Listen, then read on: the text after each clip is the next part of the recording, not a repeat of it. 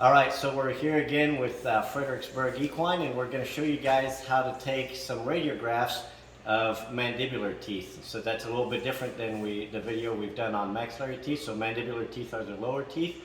We've got a young horse here that has some swelling under the jaw.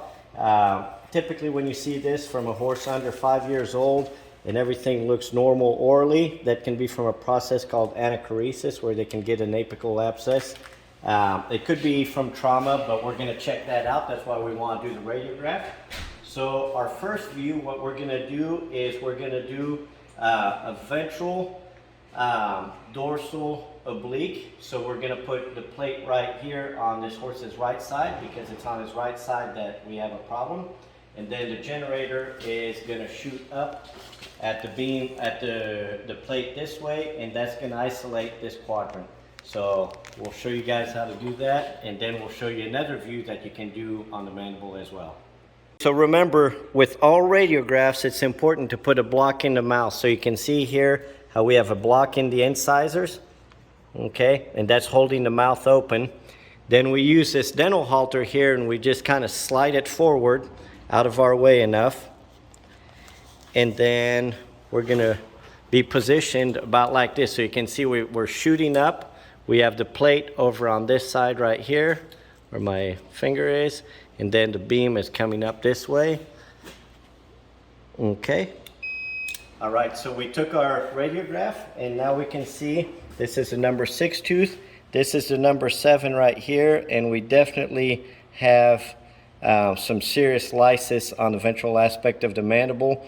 And so that's consistent with an apical abscess on this tooth. So we showed you guys the one view. Now we're going to show you another view, which is really important because it gives you a slightly different angle on the roots, and it can give you a lot of useful information. So in that last shot, what we did is we had the plate on the horse's right and the generator on the horse's left, and we shot in a ventral to dorsal oblique fashion. This time what we're going to do is we're going to put the plate underneath like we're shooting a dorsal ventral, and then our generator is going to come and we're going to shoot from the horse's right side in a dorsal to ventral oblique. And then we'll go to the machine once we've taken that view and show you the comparison. That it's really nice to have that. Okay, so here we can see that other position that we're doing. What you need to keep in mind is the plate is underneath here, and because our beam is coming from this direction, we don't need a lot of the plate on this side. We have to have quite a bit over here, where that way our radiograph can be exposed on this side. So we're going to go ahead and we're going to shoot that about like this. Okay. So this is that second shot that we took, and you can see the teeth are a little bit different in their angles and exposure, and so that can be really helpful. In this case, it's fairly black and white what we have going on, no pun intended, but it's pretty obvious that we have an issue at this tooth root.